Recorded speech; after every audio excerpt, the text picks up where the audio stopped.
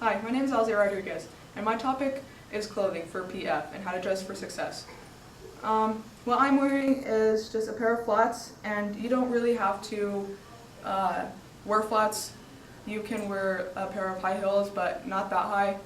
And I also wore a pair of slacks. You could also wear like a pencil skirt. And as goes for my jacket, well, it's more like a shrug, but a suit jacket is more preferred. And as you can see, I'm not really wearing like the sort of office colors like yellow or green that come off more like standoffish, unlike blue or red, which give off a better vibe towards the judges and the people that you are going against. And as goes for makeup, I'm not really wearing any or that much makeup. Usually you don't want to wear like eyeliner and too much foundation or concealer or anything like that. And as goes for your hair, I have my hair pinned back, and you don't really have to like pull it all the way back. You could just have like one piece just pulled up, and then in some cases you could just have the whole thing pulled back. I'm here to tell you the basic understanding and structure of PF. PF, 45 to 50 minute long debate. It's a 2-on-2 partner debate where two teams argue about current events, and the topic changes every month. When you first walk in, you want to walk in with a warm presence and be confident. You want to have be very confident when you walk in and smile a little bit, just not too much like this.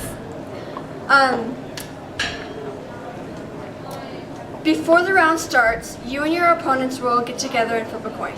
The polite thing for you to do is to ask your opponents, would you like to flip the coin or call it in the air? Depending on if they call it or whatever, the coin's going to be flipped either way, and someone's going to end up going first. Before you start your round, you want to ask your judges, do my judges have any paradigms? Or which just means, do they have anything specific that my judges want to see? And then if they do or don't, your round will start. And well, after that, you want to ask, are my judges ready? Are my opponents ready? And is my partner ready? Instead of doing that, you can just say, is everyone ready? But either way works. When you start, the timing will go 4 minutes for case reading for both sides, then 3 minutes CX or questioning, and then 4 minutes for attack on both sides, and then another 3-minute questioning, and then 2 minute summary on both sides, and then 3 minutes for a grand CX. And then you have, before your grand CX, you want to do 2 minute summary on both sides, sorry. And then your last 2 minutes are your final focus, which is why the judge should vote you guys, whether you were pro or con, and you just want to explain why you think the judges should vote for you. And then afterwards, once it's over, you shake your opponent's hand, and then you ask your judges, do my judges shake hands? Depending on if they do or not. If they do, you shake your hands and you walk away. Thank you. And you're just really nice and you're having fun and you're enjoying it. To start out, you want to make sure that you're well organized and you are well researched on the topic that is presented. To research, you want to make sure you have credible sources such as scholars or other reasons why they know what they're talking about or why they understand why you should believe them on the current topic or the resolution. So when you start getting all of your research presented and start getting it organized, you want to put it into a case. A case is just a structured format of all of your arguments together. So first, you want to start out your case with an intro quote, and it's going to be something like Benjamin Franklin, or something just really relevant and heavy to the topic that makes the topic sound really important. And then you're going to move on to the resolution, and in your case, you're going to say resolved, and then you're going to say whatever the resolution is. For example, on balance, standardized testing is beneficial to K-12 education in the United States. And then you're going to move on to your first contention, where you then you present the argument. You're going to have a tagline which basically just summarizes the argument in its entirety. and it's going to say something like, standardized testing has no correlation between college proficiency. And then you're going to present the card that you found, which is just the research that you found. And you want to make sure that it's sourced and dated in MLA format. And you're going to do that with 3 or more contentions. You can have as many contentions as you would like, but 3 is pretty much the recommended within the time that you have. And then after you're done with all of your 3 contentions, you're going to say, I urge a pro ballot in today's debate, or for all these reasons, you should vote con or pro. And then after your case, you want to make sure that you know your arguments back and forth, like the back of your hand. And it's always important that you practice because, like I said before, public forum can be scary. And it is always scary when you know that somebody's judging you.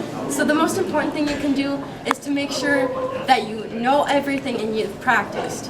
It's always nice to go to practice and do like a scrimmage with your case. That way you know all of your arguments and you can make sure you can say them. And most debaters memorize their arguments, but it's not completely necessary, so to say. And also, in the middle of debate, instead of being focused on winning and making sure that your opponent's case is getting attacked, although that is important to make sure that their arguments are getting torn down, you want to make sure you teach the message of the resolution. Why are we caring about refugees as a past topic or the Okinawan bases? You want to teach your judge why it matters.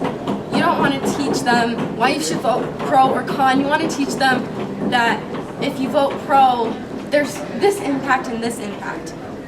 And that if you vote con, there's also this impact and this impact. And you want to make it substantial enough where they can vote on you. And it's just, as long as you're just having fun and teaching the message, I promise you'll just enjoy yourself. Also, making sure your arguments are very credible and like they're harder to attack is very important. Because there's attacks on every argument, but as long as they're credible and you have sources to back it up, and they're relevant sources within like current times and not like 1990s, then I'm sure it'll be fun for you. And it's just important to understand that when you go into a debate, instead of trying to be all aggressive and being focused on winning, you want to take that time and slow down and be really nice to your opponents. If your opponents are walking all over you and not letting you put your arguments out there, it's important to say, please let me finish, and just be polite and just have fun. And if you have fun, public forum is the best debate event you could ever do.